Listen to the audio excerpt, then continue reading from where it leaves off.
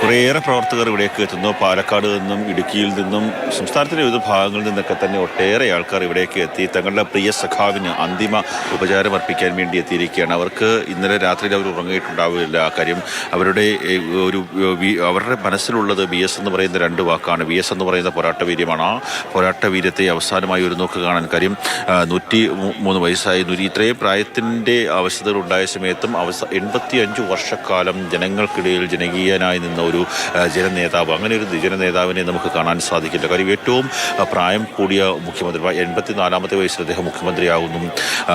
ഞാൻ ആലപ്പുഴയിൽക്കാരനായതുകൊണ്ട് തന്നെ ആലപ്പുഴയിൽ വി എസ് എന്താണ് എന്ന് കൃത്യമായിട്ട് മനസ്സിലാക്കുവാൻ സാധിക്കുന്നു. പല തരത്തിലുള്ള വിഭാഗീയ പ്രശ്നങ്ങൾ നടക്കുമ്പോഴും വി എസ് എന്ന രണ്ടക്ഷരം, വി എസ് എന്ന് പറയുന്ന ഒരു വ്യക്തി ഇവിടേക്ക് വരുമ്പോൾ ആ വിഭാഗീയ വിഷയങ്ങളെയൊക്കെ തന്നെ മാറ്റം വരുത്തിക്കൊണ്ട് കണ്ണേക്കരുടെ വി എസ് എന്ന മുദ്രാവാക്യം മുഴക്കിക്കൊണ്ട് ആലപ്പുഴയുടെ ബീച്ചിലായാലും കുട്ടനാടിൻ്റെ ചെളിമണ്ണിലായാലും ഒട്ടേറെ ആൾക്കാർ അവിടേക്ക് എത്തുന്നത് നമുക്ക് കാണാൻ സാധിച്ചിട്ടുണ്ട്. 1940-ൽ തുടങ്ങിയ ഒരു പ്രവർത്തനമാണ്. കാര്യം പി കൃഷ്ണപിള്ള എന്ന് പറയുന്ന സൈദ്ധാന്തിക കമ്മ്യൂണിസ്റ്റ് നേതാവ് കണ്ടെത്തിയ പോരാട്ടവീര്യമാണ്. അങ്ങനെ കുട്ടനാട്ടിലേക്ക് കർഷക തൊഴിലാളികളെ സംഘടിപ്പിക്കാൻ വേണ്ടി പോയ സമയത്ത് അന്നാണ് ആ വി എസ് എന്ന് പറയുന്ന ആ പേരിലേക്ക് രണ്ടക്ഷരത്തിലേക്ക് കേരളം ചിന്തിച്ചു തുടങ്ങിയത്. പിന്നീട് CPI പിളർന്ന സമയത്ത് അദ്ദേഹം ആ പാർട്ടി ദേശീയ കൗൺസിലിൽ നിന്ന് ഇറങ്ങിപ്പോന്ന് പിന്നീട് 32 പേരിൽ ഏറ്റവും അവസാനത്തെ ആളായിട്ടുള്ള വ്യക്തി, അദ്ദേഹത്തിൻ്റെ ജീവനാണ് ഇപ്പോൾ നഷ്ടമായിരിക്കുന്നത്. ഏറ്റവും പ്രായമുള്ള ആളായിരുന്നു ശങ്കരയ്യയും വി എസും. ശങ്കരയ്യ നേരത്തെ മരിച്ചു. അതിനുശേഷം ഇപ്പോൾ വി എസ് ആണ് അവസാനമായി ഉണ്ടായിരുന്നത്. അദ്ദേഹവും ഇപ്പോൾ